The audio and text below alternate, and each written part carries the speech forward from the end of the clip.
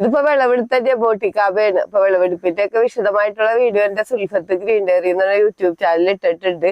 അപ്പൊ ഇതാണ് ജബോട്ടിക്കാബയുടെ മരം. ഇത് ഒരു 3 വർഷം മുമ്പാണ് നഴ്സറിന്ന് ഞാനൊരു ചെറിയ തൈ മേടിച്ച് നട്ടത്. ഇപ്പോഴാണ് കായ്ച്ചു തുടങ്ങിയത്. കണ്ട അപ്പൊ ഇതിന്റെ പൂക്കളാണ് ഈ കാണുന്നത്. ജബോട്ടിക്കാബന മരമുന്തിരി എന്നുള്ള പേരുണ്ട് കേട്ടെ. ഇതേപോലെ മരത്തില് ഇത് ഇങ്ങനെ പറ്റി പിടിച്ച് മുന്തിരി പോലെയുള്ള ഇത് ഇരിക്കണത്. അപ്പൊ അതുകൊണ്ടാണ് മരമുന്തിരി എന്നുള്ള പേരുള്ളത്. അപ്പൊ ആദ്യം തന്നെ ഇങ്ങനത്തെ ഫ്ലവർ ആയിരിക്കുള്ളൂ. പിന്നെ ഇതേപോലെ കണ്ട ചെറിയ പച്ച നിറത്തിലുള്ള കായകളായിരിക്കുള്ളൂ. പിന്നെ ഒരു റെഡ് കളറാവും. പിന്നെ നല്ല ബ്ലാക്ക് കളറാവുമ്പോഴാണ് നമ്മൾ വിളവെടുക്കണത്. നല്ല ടേസ്റ്റി ആയിട്ടുള്ള ഒരു ഫ്രൂട്ടാണ് ജബോട്ടിക്കാബ.